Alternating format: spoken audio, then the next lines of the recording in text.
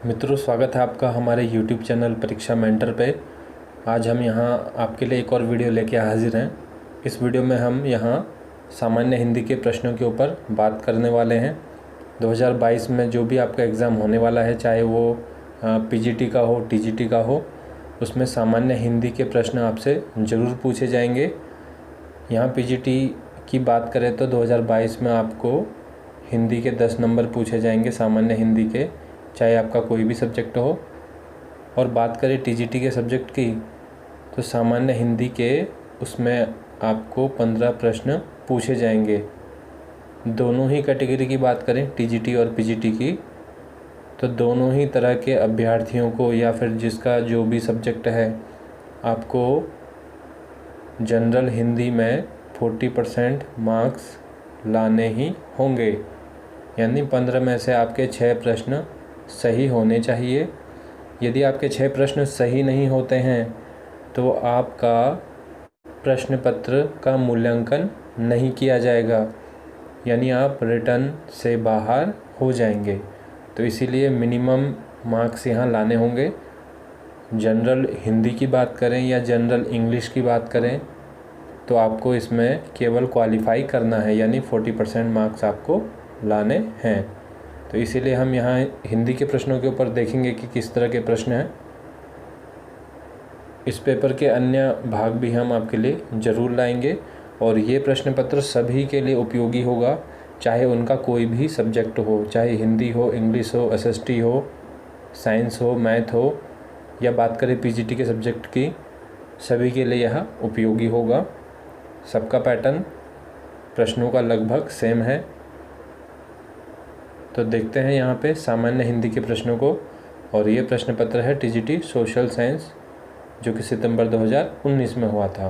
तो इसमें हिंदी के 15 प्रश्न होंगे। तो शुरू करते हैं इस वीडियो को। देखिए मित्रों, यहाँ है जनरल हिंदी के सवाल। पहला प्रश्न है इसका, इंदा प्रत्यय से बनने वाला शब्द नहीं है। 4 ऑप्शन आपके पास होंगे, गोविंदा, वशिंदा, शर्मिंदा, चुनिंदा। तो मित्रों, ये तीनों ही शब्द इंदा शब्द से बने हैं, जबकि गोविंदा शब्द अप्रत्यय से बना है। बाकी देखिए, बाश प्लस इंदा,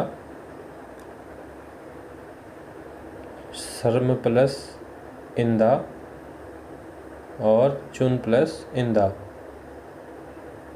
चुनिंदा प्रत्यय शब्द के बाद में लगते हैं। दूसरा प्रश्न, सुख का पर्यायवाची नहीं है। तो सुख का मतलब यहाँ नहीं है कीर, या पर्यायवाची नहीं है। कीर पर्यायवाची होता है तोता का। बाकी अन्य सुख के पर्यायवाची हैं केकी, सिखावल, कलापी। निम्नलिखित में से शुद्ध है। तो मित्रों देखिए, यहाँ पे चौथा ऑप्शन सही होगा। बाकी अन्य शब्द यहाँ अशुद्ध हैं। और यहाँ बात करें तो पहला शब्द भी शुद्ध होगा, जिसका मतलब है 2 भागों में या 2 अर्थों में। तो यहाँ 1 और 4 दोनों ही सही होंगे, जबकि उपलक्ष्य नहीं उपलक्ष्य होता है और स्वातंत्र नहीं स्वतंत्र होता है।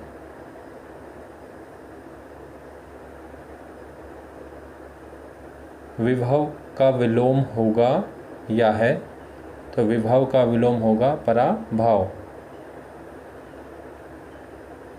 अंग का अर्थ नहीं है। अंग का क्या अर्थ नहीं है? भाग्य अंग का अर्थ नहीं है। अंश, शरीर, अव्यय, ये अंग के अर्थ हैं। तो यहाँ नहीं है पूछा है, तो इसीलिए चौथा ऑप्शन सही होगा। शोषण का अर्थ बताने वाला अंग्रेजी शब्द है। तो देखिए, इस तरह के भी नवोदय विद्यालय के द्वारा प्रश्न पूछे जा रहे हैं। तो मित्रों, इसका सही आंसर होगा एक्सप्लॉयटेशन, यानी शोषण का अर्थ बताने वाला शब्द एक्सप्लॉयटेशन है, यानी चौथा ऑप्शन सही होगा। बाकी अन्य ऑप्शन एक्सप्लेनेशन नहीं होगा, एक्सपेंडिचर नहीं होगा और एक्सटर्नल नहीं होगा। निम्नलिखित में से संयुक्त वाक्य है।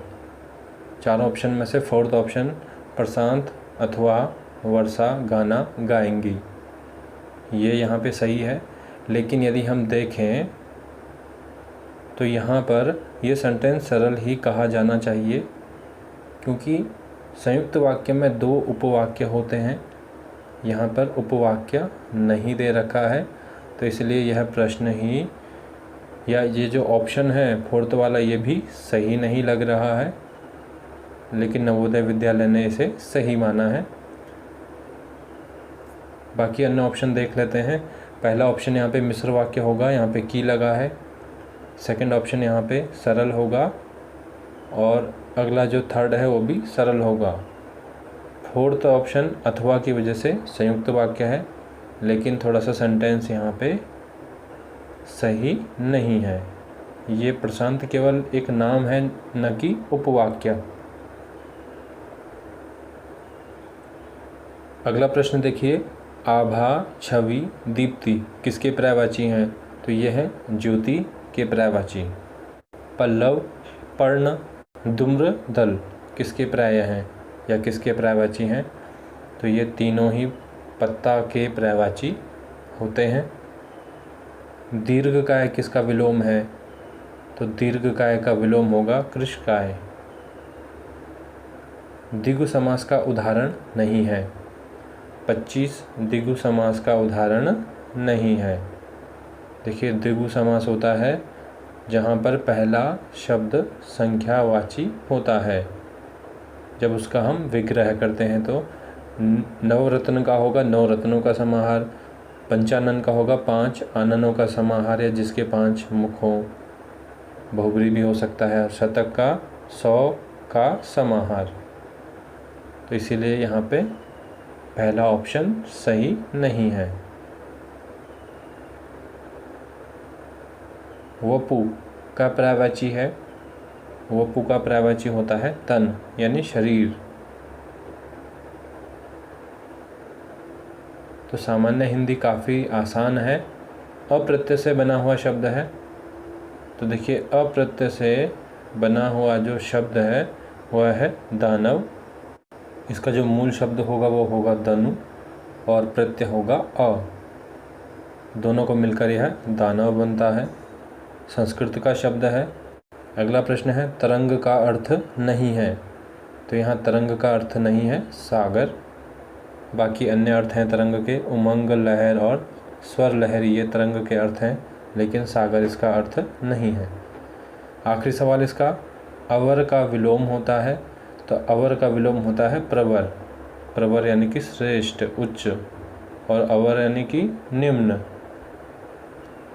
तो मित्रों, आपको इसी तरह से एग्ज़ाम की तैयारी करनी है। इसमें हमने देखे कि विलोम शब्द हैं, पर्यायवाची हैं, समास है, वाक्य है, शब्दों के अर्थ हैं, उपसर्ग प्रत्यय हैं। तो सामान्य हिंदी में आपको ग्रामर की तैयारी करनी होगी, या कई बार नवोदय विद्यालय अनसीन पैसेज भी पूछ देता है।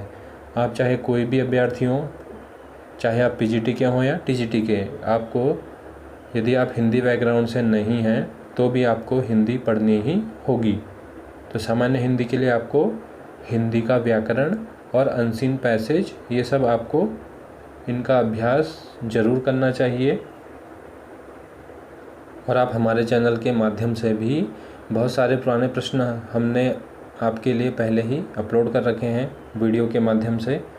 आप उन्हें ज़रूर देखें, उन्हें हल भी करें, सॉल्व करें, और आपके विषय से संबंधित प्रश्न पत्र भी हमने बहुत सारे पहले ही अपलोड कर रखे हैं, और आगे भी हम आपके लिए अन्य प्रश्न पत्र ज़रूर उपलब्ध कराएंगे। तो मित्रों, यह वीडियो आपको कैसा लगा हमें ज़रूर बताइए। हमारे इस वीडियो को लाइक करिए, शेयर करिए, हमारे चैनल को सब्सक्राइब करिए। मिलते हैं अगली वीडियो के साथ। हमसे जुड़ने और वीडियो देखने के लिए बहुत बहुत धन्यवाद।